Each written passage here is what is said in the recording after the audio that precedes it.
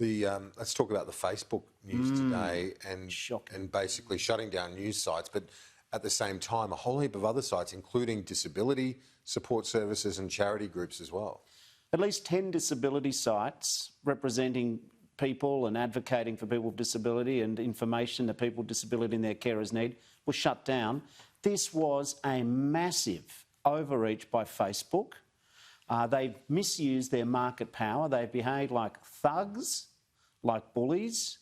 But I think Facebook's been itching for a fight for a long time. I mean, the reality is they've perpetuated conspiracies and fake news. We're now in a fight where the government can't back down. To quote Tom Petty, you know, you're not going to back down. Facebook, the rest of the world's now watching what Australia does here. And I think the stakes are much higher than just today's shutdown now. It's interesting because Australia's been taking on an assertive giant in the region in terms of China and sort of leading the way in that. But now, very much at the vanguard of this thing as well, up against the tech giants. Well, I think the misuse of market power by Facebook has been there for some time.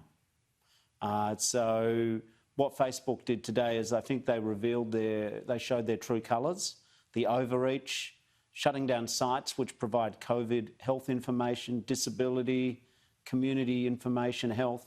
But I think that the problem is that the tech giant has grown so big that it doesn't respect our laws, it doesn't respect our democracy. I mean, they cut off political parties' Facebook sites. But this is a challenge which the whole world's going to have to take on.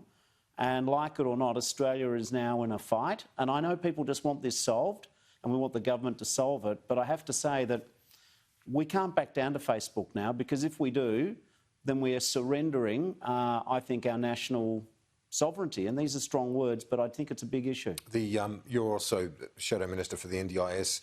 There's a new process coming in for disability services known as independent assessments. Up until now, NDIS recipients have been able to have a health professional of their own choosing do their assessment. Now it's going to be independent. What's wrong with that? Listen, the government's proposing a radical overhaul for the National Disability Insurance Scheme and 500,000 people with disabilities on it. What's happened is people have already had to prove that they have a disability or their child has a disability. Now they're going to be asked to effectively re-audition for the same money they're already getting with a complete stranger. I think this is just cost-cutting and drag. I think the government wants to wind back the level of support in the NDIS.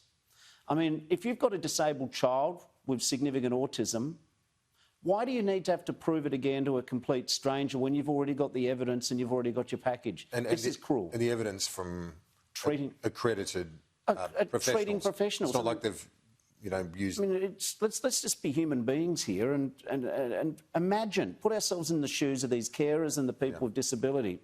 You've got a child who's 14 or 15, got a lot of, pretty far along the spectrum on autism.